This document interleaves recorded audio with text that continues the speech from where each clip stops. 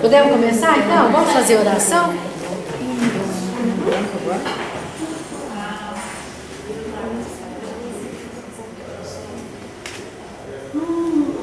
Então vamos permitindo que a paz que há dentro de nós seja desperta, cresça, para que captemos a paz dos mentores amigos, dos nossos instrutores espirituais. E vamos recordar Jesus a nos dizer: minha paz vos deixo, minha paz vos dou. Eu não vos dou a paz do mundo, eu vos dou a paz de Deus, que o mundo não vos pode dar. E assim, mestre querido, sobre a vossa proteção, a vossa paz, nós vamos iniciar os nossos estudos da noite. Continue nos abençoando, Senhor. Pai amado, te agradecemos profundamente por mais essa oportunidade que nos concede. Queridos mentores, amigos, familiares espirituais, é com muita alegria, que partilhamos convosco esses momentos. E que a doce paz de Jesus seja mantida, guardada em nossos corações. Glória a Deus nas alturas, paz no coração dos homens. Muita paz. Então vamos lá? Do livro Diferenças Não São Defeitos, nós vamos continuar então, né?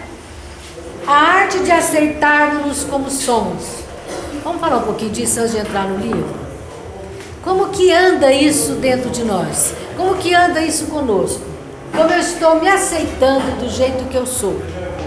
Eu estou me aceitando do jeito que eu sou? Lembrando que para aceitar o outro do jeito que ele é, o diferente de mim, eu tenho que me aceitar como eu sou. Se eu não me amo, não me aceito, não consigo aceitar o outro diferente de mim. Então é muito importante nós entendermos esse procedimento. Como nós estamos conosco mesmo? E às vezes também nós caímos naquilo que chamamos de uma folga, nos tornamos folgados, porque eu me aceito do jeito que eu sou e não faz nada para mudar. Nós não estamos falando disso. Eu me aceito como eu sou e quero mudar naquilo que eu preciso mudar. Que a doutrina espírita então vem e explica que se reconhece o verdadeiro espírita pela sua transformação moral. Então nós temos que ter esse cuidado conosco. Eu sei, eu tenho que me aceitar como eu sou. Eu tenho um tanto de orgulho, um tanto de egoísmo, um tanto de inveja, um tanto de raiva, um tanto de preguiça, um tanto de quantas negatividades aí que nós possamos ter. Eu me aceito, mas eu vou me mudar. Eu tenho 10 quilos de egoísmo, vou diminuir para 9 esse ano, 8 para o ano que vem. Então nós temos que fazer esse trabalho individualizado, personalizado, de transformação moral. Eu me aceito, se eu já for luz, em coisas que eu já sou luz, que ótimo, vou aumentar minha luz só. E aquilo que eu não sou, vou fazer minha transformação moral. Então vamos ver aqui que diz o Evangelho segundo o Espírito. Esse Espírito José, Espírito Protetor, deu uma comunicação em Bordeaux, 1863. Capítulo 10, item 16 do Evangelho. Sede indulgentes, meus amigos, porquanto a indulgência atrai, acalma, ergue, ao passo que o rigor desanima, afasta e irrita. Então, se eu não for indulgente comigo, não conseguirei ser com o outro. E o que ela fala ainda? O Evangelho fala: a indulgência atrai, ela acalma, ergue. E a pessoa que é rigorosa, aquela pessoa que cobra muito de si, cobra do outro, a pessoa perfeccionista, ela quer fazer tudo certinho e acha que ela fazer tudo certinho, na opinião dela, tudo certinho é que ela vai lá para o céu. A minha maneira de ver a perfeição é a verdadeira? É a real? Ou dentro desse meu perfeccionismo está eu, com o meu contexto e não da verdade universal? Nós temos que prestar atenção nisso. Porque tem pessoas que trocam a gentileza, o humanismo, no relacionamento, por exemplo, com colegas de trabalho, porque quer ser perfeccionista. Por ela ser perfeccionista no trabalho, e se ela é no trabalho, ela é em tudo, então ela é perfeccionista no trabalho. Imagina um chefe perfeccionista. Que desastre que não é. Aquela sessão, aquela repartição. Porque ele se acha o dono da bola preta. Ele se acha o imortal. Ele se acha aquele que sabe tudo e o outro tem que obedecê-lo. Então as relações são verticais e não são horizontais. Quando a pessoa é perfeccionista. Então ela cobra dela, cobrando do outro, ela é uma pessoa, vou usar um palavrão, chata, não é? É uma pessoa chata. Então é uma pessoa que ela é desagradável, porque ela não tem gentileza. E hoje a doutrina espírita prega gentileza. Nós vamos estudar ainda sobre a gentileza e sobre a gratidão. A gratidão e a gentileza andam de mãozinhas dadas. E não existe evolução sem gentileza, sem gratidão. Então nós temos que começar a fazer tudo na horizontalidade. A minha família, minhas relações familiares terão que ser horizontais. No trabalho, horizontal. E hoje, se a gente fizer um aprofundamento de estudos, as grandes empresas não tem chefia mais. Não tem chefe. Sabe essas grandes empresas que estão aí, essas multinacionais, principalmente aí da área de informática, que estão mandando bala, elas não têm chefia. Os jovens são convocados, tem horário de trabalho que eles querem trabalhar. Vou trabalhar das 8 às 6, vou trabalhar das 10 às 10 da noite, e eles impõem. E eles decidem em equipe, em conjunto. Por que eu estou tratando desse assunto? Porque é o dia a dia nosso.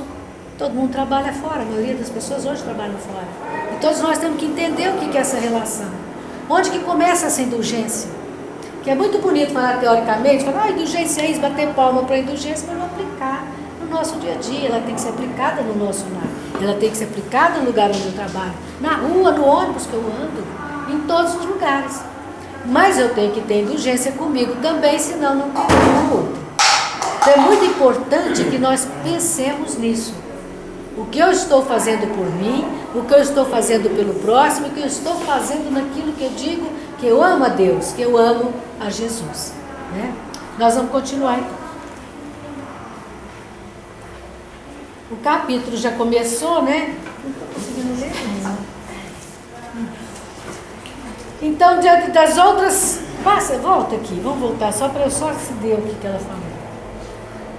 Porque já faz uns dias que nós lemos, né? Analisar, aqui, ó, analisar, compreender os 3 itens. Analisar, compreender e agir, não é? Analisar. Vamos parar aqui no analisar, vou voltar um pouquinho, porque nós entendemos que então a irmã se diz que nós somos analisar, compreender e agir.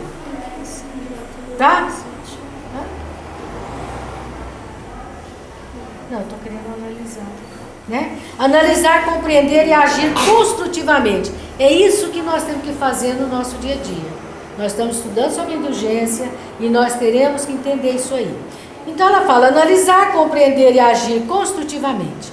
Eis a sequência de 3 atitudes que permitirão o acompanhamento adequado na vida interpessoal, quando o assunto se refere às imperfeições alheias ou aos desagradáveis fatos do cotidiano, no intuito de desenvolver a arte de aceitarmos uns aos outros como somos. Então vamos lá. Eu quero discutir um pedacinho desse parágrafo. Eis a sequência de 3 atitudes que permitirão um encaminhamento adequado na vida interpessoal, quando o assunto se refere às imperfeições alheias. Todos nós convivemos com outras pessoas. Interpessoal, eu convivendo com o outro.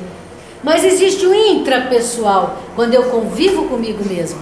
Então nós temos um relacionamento, eu comigo mesma, eu com o outro e eu com Deus. Então nós temos 3 níveis de relacionamento, nós já estudamos isso. Eu me relaciono comigo, com o próximo, intrapessoal, interpessoal e com o Pai, com Deus. E nós não podemos passar isso em branco. É muito interessante quando nós começamos a analisar a gente nesse sentido, porque a gente começa a observar as nossas atitudes no dia a dia. De repente a gente levanta correndo, sai de casa correndo para trabalhar, ou vai fazer os afazeres, quem não trabalha fora, os afazeres domésticos, enrola naquilo ali e não dá tempo de reflexão, de refletir. E nós precisamos refletir nossa conduta. repassar. Nós vamos lembrar Santo Agostinho na questão 919 do Livro dos Espíritos. O que ele fala? Conhece-te a ti mesmo. Então, Santo Agostinho, toda tarde, 6 horas da tarde, a hora da Ave Maria, que é uma ótima hora, e a hora da Ave Maria existe realmente, né? Quem já leu o livro Nosso Lar, quem já leu o livro Memórias de um Suicida, sabe que a Virgem Maria, às 6 horas, está no plantão aí na Terra, porque há o hábito de se orar essa hora. Às 6 horas da manhã, às 6 horas da tarde. E ela abençoa, assim, o planeta, todos os dias. Então, ele diz que todo dia, às 6 horas, ele repassava o dia. E via aquilo que ele acertou, aquilo que ele errou. Aquilo que ele errou, no outro dia, ele ia conversar com as pessoas, ele ia se pedir perdão, se passar limpo. E nós precisamos começar a trabalhar isso em nós.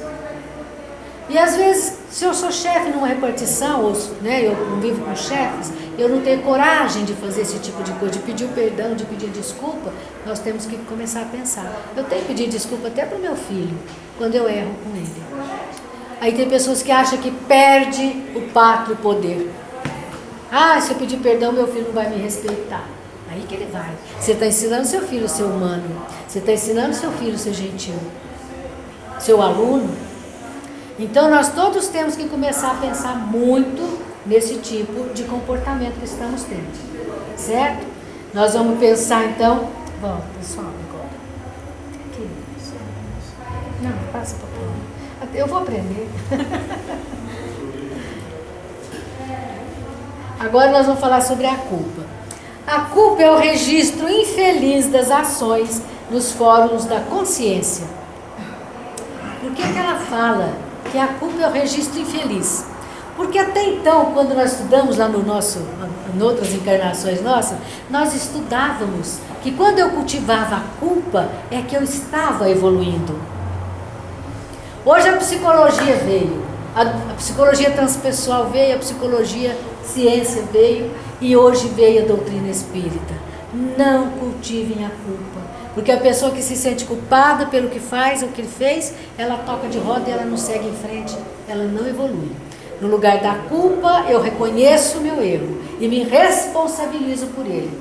Puxa vida, hoje eu errei. Eu falei mal do meu chefe para Maria, para Betânia, para Joaquim e para Tereza. Não, falei Betânia, não foi certeza. Eu estava lembrando da outra Betânia. Então, eu falei mal, depois eu falei, nossa, e agora? Eu destruí a pessoa. E agora? O que eu vou fazer com isso? De tudo que eu falei dele. Porque normalmente nós espíritas também já sabemos que quando eu falo do outro, eu estou falando de mim. E aí eu falo, não, eu vou ter que refazer isso. Como que eu vou refazer? Que culpa que eu estou sentindo? Então eu falo, não, eu errei, agora eu vou ter que consertar essa situação. Eu refaço ela no jeito positivo. Mas a culpa é só para me responsabilizar, não para ficar com ela me remoendo, me tirando o sono e não me permitindo recomeçar. Eu tenho que recomeçar do jeito certo. Então, qualquer erro que eu já tive até agora, amanhã eu posso falar, eu tenho dessa mania, vou perder, não quero ter mais, me responsabilizo por tudo que eu fiz, de amanhã em diante, acabou, não faço mais. Eu fumo, eu bebo, seja lá o que você quer fazer com você e que você tem atitudes que te atrapalham, que até é o tal do intra-amor, do amor a si, né, que Jesus pregou. Então, vou me trabalhar, porque eu sei as consequências dos meus atos, eu sei isso e aquilo, então vou me trabalhar. Me perdoo por isso, me perdoo por todos os erros que eu cometi. Nossa, mas eu não combinava com a minha nora, eu não combinava com a minha sogra, e é aquela coisa, o que eu vou fazer com isso? Então, de hoje em diante eu vou combinar. Não vou sentir culpa pelas coisas que eu fiz. Porque a própria doutrina espírita, pelo jeito que ela explica tudo para nós, tem muita gente que em vez de pegar a responsabilidade, pega a culpa do colo. Porque acha que a doutrina espírita está falando, fique com a culpa, porque senão na próxima reencarnação você vai passar por isso e por aquilo. Não é. A doutrina espírita está dizendo, ó, apareceu a culpa, a consciência acusou, te perdoa para seguir em frente. Vá e refaça o que você desfez. O que você destruiu no outro? Refaça, reconstrua. É isso que a doutrina espírita quer. O que eu destruí no outro, o que eu estou destruindo em mim. Eu tenho comportamentos que são meus. Se eu fumo, se eu bebo, se eu como demais, então tudo isso é eu na autodestruição. Eu tenho que me responsabilizar por isso. Vou começar de novo. E quando eu tenho esse trabalho, eu lido comigo, com essa franqueza comigo mesma e com serenidade, eu vou vencendo todos os meus problemas. Eu venço esses defeitos que nos acabrunham no dia a dia, né? Então a culpa não pode nos acompanhar. Vamos trocar a palavra culpa por responsabilidade. Errei, me responsabilizo. E vou fazer do jeito certo agora. Caí, errei de novo. Misericórdia, Senhor, mas vou começar de novo. Caiu, levanta. Nós não podemos ficar no chão. Tá? Toda vez que penetramos esse terreno desconhecido do coração alheio, para destacar-lhe as faltas, ativamos o mecanismo mental de abertura desse fórum consciencial, deparando-nos com as próprias culpas nos assuntos afins ao que averiguamos no próximo. Toda vez que eu comento a vida alheia, toda vez que eu critico o outro, toda vez que eu penalizo o outro com a minha fala, com o meu pensamento, com o meu julgamento, o que está acontecendo comigo? O que ela fala que acontece comigo? Eu desperto a minha consciência. E dentro da minha consciência existe, a minha consciência é um juiz interior que eu tenho, todos nós temos esse juiz interior. Então, quando eu desperto o meu juiz interior, o que eu vou fazer mesmo? Quando eu errei? O que eu tenho que fazer? Qual que é o comportamento correto? Detectei que errei, o que eu vou fazer comigo? Agora eu quero ouvir. Uma autoavaliação e até se perdoar a você mesmo. Isso. Foi uma atitude falha de consciência, então você vai refletir internamente da próxima vez não fazer a mesma coisa. E refazer a ação, não é? Vou fazer a ação correta. Eu pisei na bola, eu explodi com o outro lá, nossa, falei alto, gritei porque eu estava nervosa. Então eu vou lá pedir desculpa. Só que em primeiro lugar vai vir aquela palavrinha que você sempre fala, a humildade, né? Porque você não consegue olhar para o outro, ou mesmo para você, e ser humilde com você mesmo, ou humilde com o próximo, para chegar a tal, né? Isso é muito importante. A bendita da humildade também, que nós estamos ainda treinando, né? Não é que nós temos que persistir, né? Então, a atitude mental de destacar os males alheios acorda em nós a energia da malícia. Toda vez que eu destaco o erro do outro, se ele faz errado, ele é problema de quem? Dele. E se ele for meu marido ou minha esposa? Mesma coisa, não é? Ele é meu marido, é minha esposa, é meu filho, ele está sendo o problema dele. Eu só tenho que conversar sobre isso com eles e repassar. É meu filho, está fazendo errado, então responsabiliza ele. Você está bebendo, meu filho. Te amo, mas não concordo, não aceito. Eu não aceito. Esse dia eu estava conversando, essa semana eu estava conversando com a mãe, e ela não tem coragem de falar nada para os filhos, com medo dos filhos deixarem, abandonarem. Eu falei, mas você acha que teu filho vai te abandonar se você chegar perto dele e falar assim, procura um psicólogo porque você está com problemas emocionais? Ela acha que ele vai deixar. Aí a namorada, a filha tem um namorado, e ele é usuário de drogas. E ela nunca chegou perto da filha e fala, minha filha, observa primeiro, né? Tudo bem, você quer construir uma relação com ele, sei lá, uma família, mas vai ver, então, conversa, fala, eu sei que ele usa droga. A mãe tem que falar isso para a filha, não tem não? Ele é um problema dele, se você quiser albergar o problema dele, vira um problema seu. Eu estou aqui, mas a mãe tem que dar um apoio moral para os filhos. Ela teria que falar, olha, eu sei que você precisa de um psicólogo, eu faço de tudo que você quer ir, eu vou com você. A gente tem que ter esse dever de acompanhamento. Aí a pessoa tem medo de falar, ela fica omissa e conivente. Aí o rapaz que usa droga não está tendo assistência, porque todo mundo está sendo conivente com ele, ele não procura ajuda para melhorar. Vai procurar? A namorada aceita, a sogra aceita, todo mundo está aceitando, que ele vai fazer algo por ele. Porque a pessoa, quando está nesse ritmo de droga, ela já se perdeu, ela não consegue sair sozinha. A gente sabe que a droga é um grande problema do ser humano. Isso em qualquer vício também, tem vícios menores, que a pessoa também não consegue sair sozinha. E se eu te amo, eu vou te alertar, eu vou te ajudar a fazer a travessia. E a pessoa tem medo de falar, medo de perder o outro, medo da reação do outro. E a doutrina espírita não ensina isso, conivência jamais. Conivência com o erro, não. Certo? Mas também falar do outro, do erro dele, ficar espalhando, detonar o outro, também não aceita. Então não tenho que falar mal dele se ele usa droga. Não vou falar mal. Estou aqui para te ajudar. Conte comigo se você precisar. Estou contigo. E quero te ajudar a sair disso. Mas a pessoa tem que saber o limite que ela tem conosco, que nós temos com ela, nesse sentido educacional. Certo? Então, nada de acordar energia de malícia em nós. Toda vez que eu falo mal do outro, olha o que eu acordo dentro de mim. Energia da malícia, ela fala.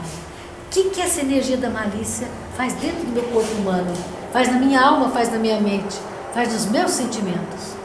Nós, como não estamos acostumados a falar em energia, a trabalhar energia, porque nós ainda somos muito da fala e não da percepção, mas se nós começarmos a perceber energias, nós vamos perceber a energia da inveja, a energia do amor, a energia luz, a energia do ciúme, mas é muito bom que percebamos, porque a gente aprende a trabalhar isso.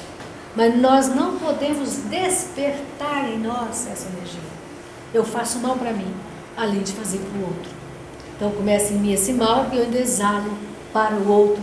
E lembre-se que a energia espalha universalmente, e essa energia vai conectar com todas as pessoas que são fofoqueiras. Aumenta a fofoca de cada fofoqueiro e volta para mim multiplicada, porque por sintonia um atrai ao outro, né? Muito bem. E essa energia ela vai onde? Fica no núcleo psíquico, nos porões do subconsciente. Eu falo mal do outro, eu desperto essa energia em mim e ela fica acumulada no meu subconsciente. Que mal ela poderá fazer para mim? Que mal essa energia que eu tenho da maledicência acumulada dentro de mim? Olha o que ela fala, ela é acumulada dentro de nós. Aí um dia ela pode sair do subconsciente, passar para o consciente atual. O que ela vai gerar em mim? Que fala, que comportamento essa energia vai gerar em mim, depois que ela está acumulada. Imagine se essa energia virar numa figura, uma panela de pressão. O que ela pode fazer aqui? No físico, comigo e com as pessoas com quem eu convivo, ou de quem eu penso mal? Hã? Nossa, principalmente começa na desarmonia interior, né? Para passar para lá. Aí eu sou mãe, eu sou pai, eu sou esposa, esposo, trabalho lá fora, tenho minha profissão e estou com isso acumulado. E o outro lá tem outra. Já pensou? Que energia que nós estamos produzindo no planeta? E se naquele agrupamento, de repente, explodir isso aí das pessoas que têm ela, e na questão da maledicência, acho que é quase 100%, né, de nós temos essa energia acumulada. Então, porque ainda não aprendemos a aceitar o diferente. Nós queremos que as pessoas façam igualzinho nós fazemos. Então, essa luta para aceitar o diferente, ela para dentro de nós, ela é muito grande. Porque nós sempre condenamos as pessoas que não pensam igual a gente, não fazem igual a gente e julgam. Nós entramos nos lugares, entramos em qualquer lugar, já estamos julgando, né? Não estamos gostando disso, nossa, que cortina, não, mudou a cortina hoje que eu vi. Então mudou a cortina. Então a gente vai observando, né? E começa a fazer julgamentos. Semelhante ação é como se atiçássemos serpentes com varas, sendo afetadas por seu bote venenoso em deploráveis estados íntimos de desarmonia. Então a desarmonia toma conta de nós. A única condição interior para estabelecer tal análise, sem essa ressonância mental, é a posição de neutralidade na formulação de juízos acerca da conduta de outrem. Eu tenho que ser neutra na análise da conduta do outro. Então eu tenho que ter neutralidade. Eu vi que a cortina ali estava rasgada, ela não está, estou dando um exemplo. Que a cortina estava rasgada, nossa, a pessoa que foi colocar ainda rasgou a cortina. Eu posso olhar, ela está rasgada e ser neutra, não julgar ninguém. Tranquila. Se precisar da minha ajuda para consertar, eu vou lá e ajudo. Se quiser que eu conserte, eu falo, deixa eu consertar. Porque nós temos que ser cooperadores, né? Nós temos que ser construtores. Então nós temos que fazer a ação correta e não julgar. Vamos ser neutros. E isso, olha, quanto tem de dificuldade na neutralidade dentro da família. Quanto que há briga, às vezes, entre marido e mulher por coisas minúsculas. pais e filhos, por coisinhas assim, que não precisavam gerar nenhuma discussão, nenhuma briga. Não tendo a neutralidade, nós vamos fazer briga, sim. Então, nós entendemos que eu posso falar tudo que eu acho que eu devo falar, com gentileza, com educação, na família. Então, lá na família, meus filhos estão fazendo coisas que eu acho que não estão certas, eu vou conversar com eles, vou sim, temos que conversar, responsabilizando. Não é proibindo, é responsabilizando. Eu tenho uma história para contar para vocês. Quando eu queria sair, eu era pichotinha, eu ia falar pequena, não posso falar. Então, aí, quando eu ia sair, a mamãe falava assim, mãe, eu posso ir lá? Eu adorava ir lá na borda da mata, que tinha cavalhada, né, naquela época, as coisas, né? Que tem hoje aqui, não é cavalhada, que eu chamo rodeio, né? E tinha lá, eu era meninota de tudo, aí vinha as moças que ia, deixa eu ir. A mamãe falava assim, vai falar com seu pai. Eu falava, pai, deixa eu ir, vai falar com sua mãe. Era aquele jogo, vai o outro. Aí eu falei, não, vocês decidem, né? Aí a mamãe falava assim pra mim, você é quem sabe. Se você quiser ir, você vai. Não, se você quiser ir, você é quem sabe. O que acontecia comigo? Divino. Eu ia, mas eu ficava como uma estátua. Porque eu falei, se eu quebrar uma perna aqui, eu já tinha 8 anos, 10 anos. Se eu quebrar uma perna, vai ser tudo em cima de mim, porque fui eu que sei, eu que tomei a decisão de vir. Todas as decisões eles faziam eu tomar. Eles nunca falaram assim, vai, faça. E deixavam eu tomar. Valeu. Hoje, naquela época, eu ficava brava com eles, mas hoje eu reconheço que eles estavam certos, né? Eles me ensinaram responsabilidade. Foi muito profundo isso na minha educação, sabe? Porque me ensinaram a me responsabilizar por mim. E hoje eu procurei, né, fazer com meus filhos. Você é quem sabe, você não vai fazer, você vai, bom, mas você vai responder por isso. É você quem vai responder. Eu me lembro que um dia meu filho fez umas coisas lá que eu não gostei e falou, se você não mudar seu comportamento, eu não vou conversar mais com você. E eu não conversei. Não conversei com meu filho. Aí ele mudou. Eu falei, mãe, dei 3 dias, mãe, não precisa ficar fazendo isso mesmo não, eu já parei, viu, mãe? Não estou gostando só de não conversar comigo. Eu vou conversar.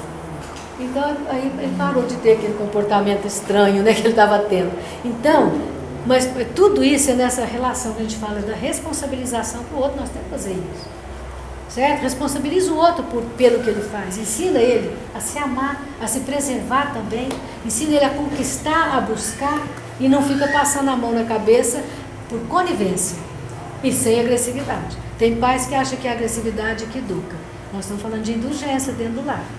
Não é agressividade, não que vai bater palavrões. Tem gente que fala palavrões dentro do lar. Tem gente que xinga o filho com palavrões. Vocês já viram isso?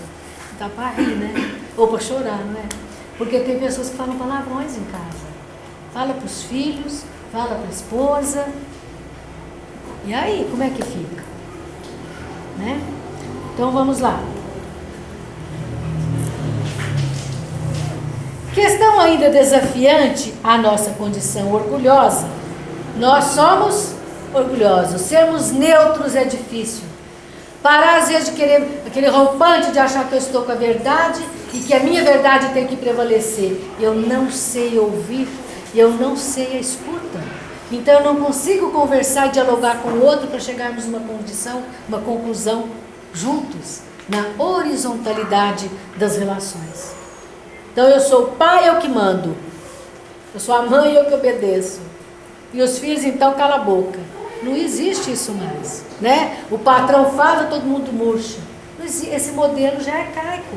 Nós temos então que começar a trabalhar sempre em equipe, e a primeira equipe é o lar, para treinar a nossa indulgência.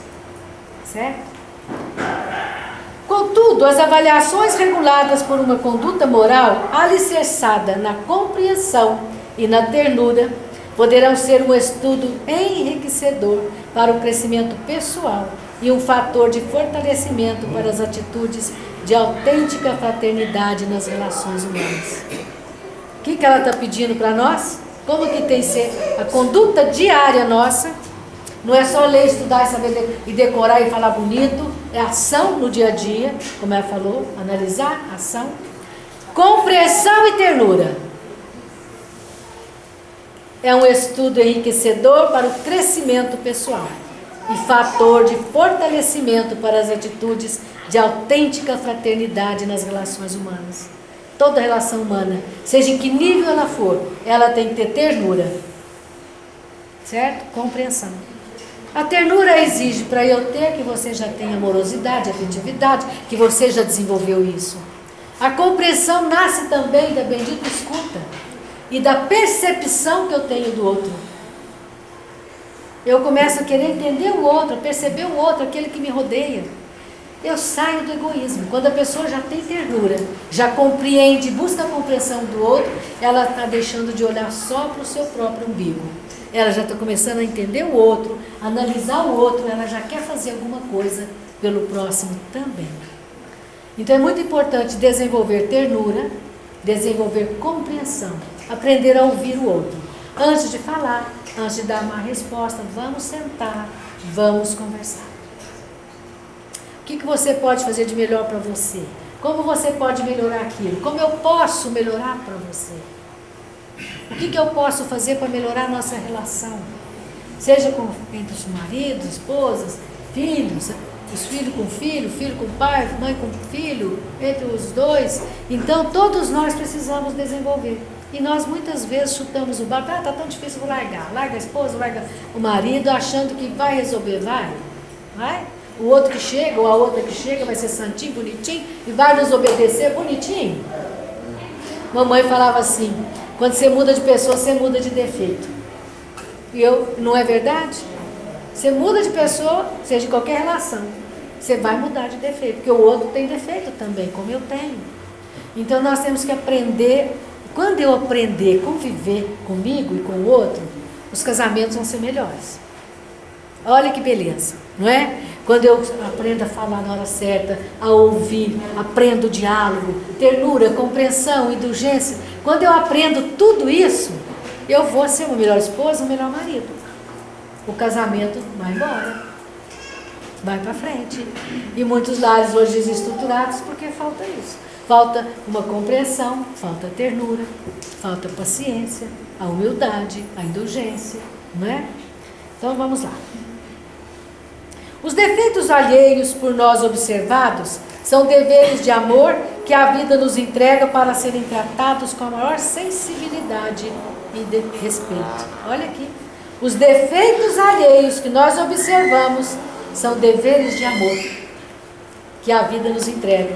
Então eu estou vendo defeito no outro, qual que tem que ser minha atitude? De amor para com o outro, não de condenação. É de neutralidade e de amor para ajudar o outro a crescer. Nós estamos aqui nos ajudando a crescer mutuamente. Vocês me ajudam a crescer, eu ajudo vocês, vocês entre si se ajudam, no lar um ajuda o outro. Está todo mundo envolvido nesse crescimento. Então é importante nós entendermos que quando eu vejo defeito no outro, a minha relação com ele tem que ser de amor, não de crítica, é de neutralidade. Seja ele quem for. Porque hoje se você pegar os professores estão arrancando os cabelos, porque os alunos são difíceis. E os pais parece que mais ainda. Então o que eu vou fazer? Eu vou ter que entender isso. Defeitos. Eu tenho que agir com amor. Ele é problema dele, mas eu vou agir com amor. Quando eu me resgato nessa coisa de amor, que é o que Jesus veio nos ensinar, é o que nós estamos aprendendo aqui, né, nessa vida que temos. Então se nós começarmos a pensar no amor. Lembra do Ho Oponopono que fechou uma prisão de segurança máxima só porque ele deu amor pelo pensamento, sem conhecer os prisioneiros? Olha o que ele fez com essa coisa que se chama energia e que nós não sabemos usar. Eu uso a energia da maledicência. Por que eu não uso a energia do amor? Por que eu não uso a energia do perdão? Imagina a força que tem dentro de mim, fora de mim, a energia do amor. Que saúde que ela me traz. Que benefício que ela traz para todos nós com quem convivemos. Então nós temos a obrigação de desenvolver o amor. Se não é pelo outro, pelo menos por nós, porque ela vai nos fazer um bem imenso. Não estou pregando egoísmo não, certo? Então é muito importante começarmos a pensar nisso. O outro é difícil, amor nele. O outro é complicado, amor nele. Então, Suponhamos que às vezes há um desencontro no casal que não tem jeito de conviver junto, não tem importância, vai separar, separou porque não teve jeito, perigo até de vida, sei lá, como diz o Evangelho, se há risco de vida, pode haver a separação, não tem que sentir culpa nenhuma, nem ficar pensando, foi onde eu errei, né? O que acontece quando a gente começa a entender esse processo do amor? Vai embora, você vai, mas vá com Deus. E deseja amor para Ele. Toda vez que pensar, pense em amor. Com amor nele. De irmão, de irmã. Então o amor tem que ser uma meta para nós atingirmos. Certo? Então me entristece, me aborrece profundamente, por exemplo, quando eu vejo assim, aqueles bandidos fizeram isso. As pessoas falam bandido com uma energia tão ruim. Eu falo, meu Deus, quando nós espíritas vamos parar de jogar essa energia no ar?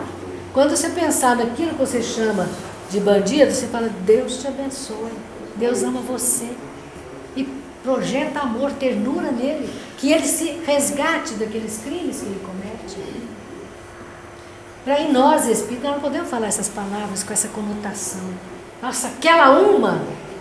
Às vezes solta até palavrão, fala até com palavrão com o filho, às vezes entre os esposos. Imagina a energia que nós estamos lançando no ar. Nós não podemos fazer isso mais. Nós espíritas já entendemos que a base, a estrutura, Jesus veio para pregar o amor. Jesus é a representação do amor na terra. E nós estamos falando, eu te amo, Jesus, acredito em ti. Às vezes faz 30 Pai Nossos por dia, mas não há ação nenhuma. Então hoje a gente vê muitas pessoas que vão fazer muita caridade. Nossa, faz caridade, cestas básicas e tal, mas não faz nenhuma mudança interior. Nós estamos aqui para sermos fraternos e solidários, mas para fazermos a nossa transformação moral, para evoluirmos. Se eu só dou bem materiais, eu não estou evoluindo. Certo? Eu posso fazer sopa todo dia, comprar os ingredientes para todo mundo fazer sopa, porque eu tenho dinheiro, se eu não tiver eu não faço, né? Então você vê, quando a gente faz é porque está sobrando, né, o dinheiro. Então eu posso fazer tudo isso, mas se eu não fizer a minha transformação interior, não adianta. E eu tenho que pôr a mão na massa assim. Eu tenho que ajudar, eu tenho que lavar a louça, usar o sabãozinho, fazer tudo, eu tenho. Nós todos temos esse dever, sim, até de solidariedade, como diz o doutor Inácio. Eu tenho um cômodo lá com os espíritas que chegam, diz, com 100 vassouras. Cada um que chega, o que eu faço agora? Pode varrer lá, começa varrendo. O André Luiz começou, né, lá no nosso lar. Começa com a vassoura na mão. Nós temos que fazer isso, sim. Mas, se não fizermos a transformação moral, o tempo perdido. Eu mudar meu temperamento, a minha personalidade. Quanto de apego eu tenho ao meu jeito de ser? É tão importante nós percebermos isso. Quanto de apego eu tenho à minha maneira de ser. E eu então sou irredutível. Eu sou inflexível. Não mudo de opinião. Não mudo o jeito de fazer. Não mudo em nada. Todo mundo tem que me seguir. Quantos de nós temos a inflexibilidade no comportamento? Eu amo e me amo o jeito que eu sou. Orgulhoso que eu sou. Determinado de fazer as coisas só do meu jeito. Eu preciso parar com isso. Esse apego às próprias ideias, à persona, é como diz a própria Irmãce, é um veneno para as nossas almas. Vocês imaginam esses jovens que estão chegando hoje? Eu assisti o primeiro capítulo da novela. Aquele dia deu certo. Que dia começou? Segunda-feira? Assisti. Vocês viram que novela era fantástica na tecnologia? A cabeça desses meninos são iguais às nossas. Nós somos um cisco para eles. A cabeça deles está longe. Como é que nós vamos conversar com essa geração? E se nós tivermos apego às nossas ideias, querendo tudo do nosso jeitinho? Eles vão apresentar jeitos novos de relacionamento, jeitos novos de fazer as coisas. E nós temos que expandir interiormente para acompanhar. Agora, o que nunca deve cair de moda, pode cair de moda, é a moral. Os valores do bem não devem cair de moda, não podem cair de moda. Isso é importante. Mas a maneira de comunicação entre os seres humanos vai mudar. E nós temos que estar preparados para essa mudança, sem perder os valores morais. Né? Bom, compreender, por sua vez, é a suprema qualidade das relações pacíficas autoritárias. Para eu ter uma relação pacífica dentro de minha casa, no meu lugar de trabalho, na minha sala de trabalho. O que ela sugere? Compreender. Quando eu compreendo o outro, pacifico o lugar onde eu estou. Vou pacificar meu empregado, vou pacificar meu patrão, meu marido, minha esposa, minha aluna, o que eu for. Parece tão simples, não é? Quando ela fala tão simples. Mas para nós não está simples, porque no dia a dia a gente sai disso, briga, faz e desfaz. Então, o que ela está dizendo? Compreenda.